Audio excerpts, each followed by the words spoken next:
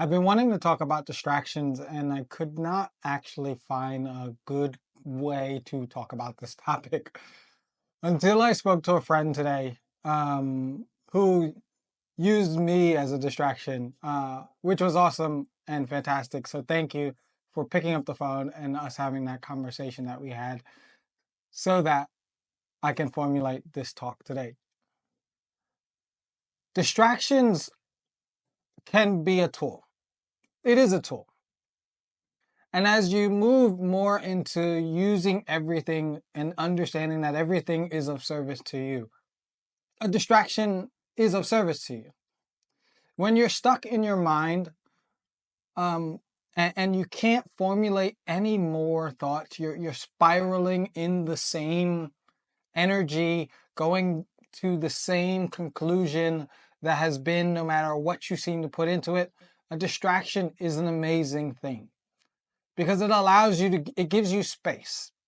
It allows you to disconnect from where you were at, step into more space, and then that allows you to connect to something else, which may bring a new perspective to that. That is the distraction as a tool. And distractions can be very useful tools. However, living in a distraction, living in a distracted state, jumping from distraction to distraction to distraction, and never actually being the sovereign creator, the creator being the magic that you are, is a very different thing. So I went on this journey of removing distractions, and man, I removed a lot, and more than I thought I actually had.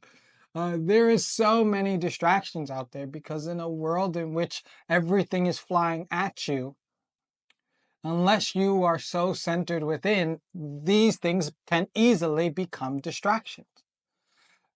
But enough on focusing on, and I'm not going to focus on the outside world. What I want to focus on is the inside, and following your highest joy and excitement.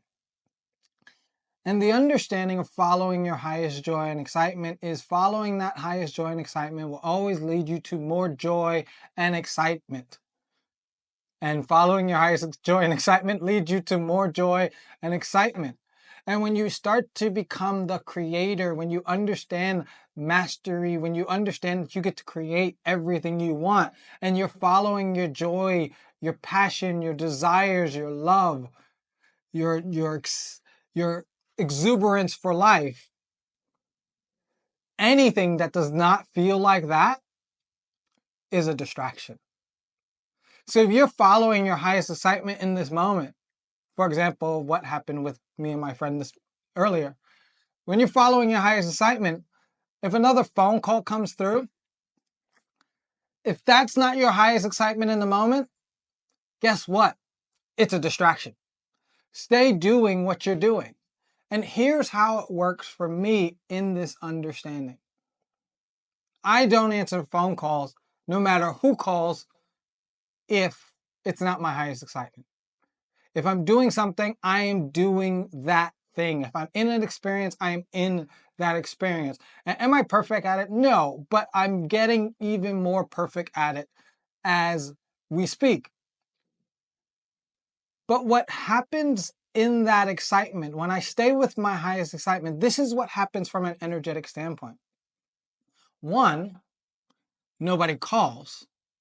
And two, when someone does call, I can recognize if it is my highest excitement, move to it, or stay with what I'm doing because that's my highest excitement. What that does is it programs my reality. It tells the energy to go out and only bring me what is of excitement. So what ends up happening is no one calls while I'm doing something that is my highest excitement. As a result, I never apologize for missing a phone call because I didn't miss it. I never go, I'm sorry for missing your call, because I didn't miss it. Because I did what was my highest excitement. And if my highest excitement was to pick up that phone call, then I would have picked up the phone call. But it wasn't, so I'm not actually sorry. What I'm excited for is to make that phone call to you later on whenever I have the opportunity, because in that excitement, that phone call is going to be the most exciting phone call I've ever had. Why? Because it's my highest excitement. This is what happens when you start to remove distractions. When you start to remove distractions, you choose your highest excitement, which means your life must become more exciting, more exciting, more exciting, and more exciting.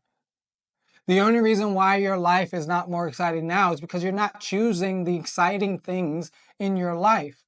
And you may be succumbing to other stuff that is not as exciting. So you get a okay experience, and then an exciting experience, and then a not that great experience, and then an exciting experience. And you're trying to figure out, how can I get more excitement and piece together all of these exciting experiences?